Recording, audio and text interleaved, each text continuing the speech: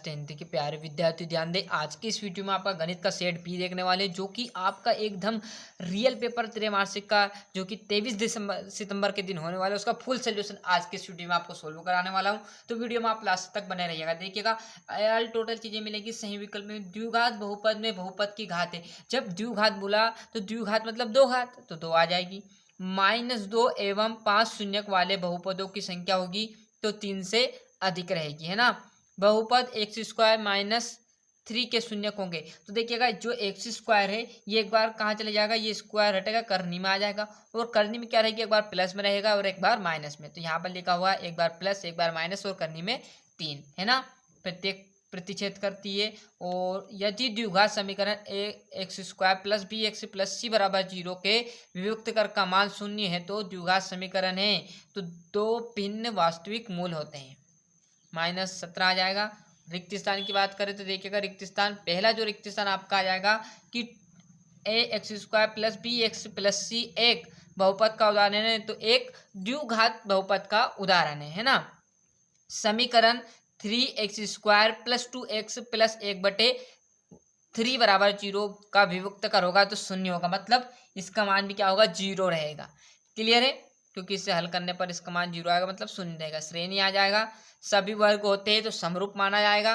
कोटि y निर्देशांक और 3 संरेखी बिंदुओं से बने त्रिभुज का क्षेत्रफल होगा तो 0 होगा। क्या होगा, 0 होगा, है ना। और जैसे हम इस पेज पर आएंगे तो पूरी जानकारी आपको मिलेगी।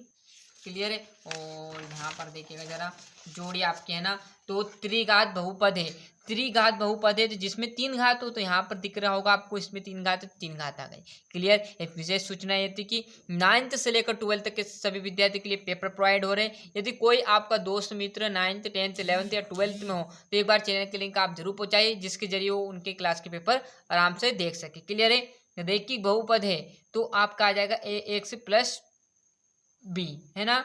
द्विघात समीकरण x² - 1 = 0 के मूल होंगे। तो एक बार तो वैल्यू कैस में आ जाएंगे, प्लस में, और एक बार माइनस में। क्लियर है। तो यहाँ पर दिया हुआ है द्विघात समीकरण x और कोष्टक में x - 3 = 0 के मूल होंगे। तो ये भी क्या आ जाएगा, एक बार प्लस में एक बार माइनस में। क्लियर। कहाँ पर है चौथा, तो देखिएगा 0 और -3 थे तो प्लस के 3 हो गए। क्लियर है। और 0 माइनस का होगा तो कोई जरूरी चिन्ह भनी माइनस का लगाओ या भनी मत लगाओ। क्लियर है। यहाँ से अच्छे स्क्रीनशॉट ले लीजिए। देखो टाइम कम है और समझाना भी, इसलिए मैं थोड़ी जल्दी जल्दी कर रहा हूँ तो आप समझिएगा, है ना। 1/2 एक परमेय संख्या, तो बात गलत है, क्योंकि करनी 2 एक अपरिमेय संख्या है, करनी 3 अपरिमेय संख्या और करनी 5 अपरिमेय संख्या। क्लियर है। शून्य बहुपदों की घात अपरिभाषित होती है, सत्य, और ये दोनों असत्य आ जाएगा और ये सत्य रहेगा।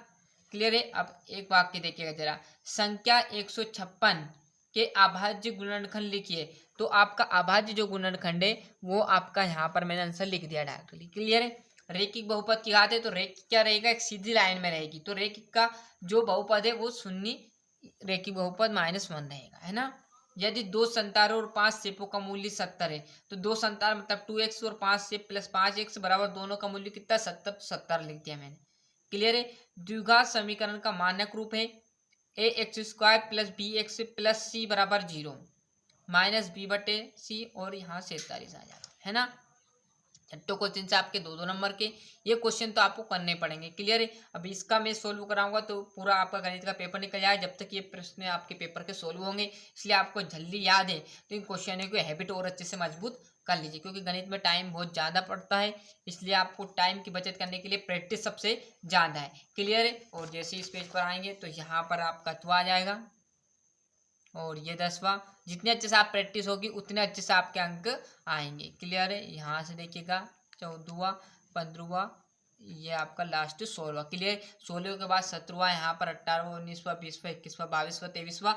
ये क्वेश्चन अभी नहीं आए, जैसे कोई और पेपर में आएंगे। क्लियर है। क्योंकि घर नहीं बनते, ये आया था तो इतना है मेरे पास, तो अभी का इतना आप देख लीजिएगा।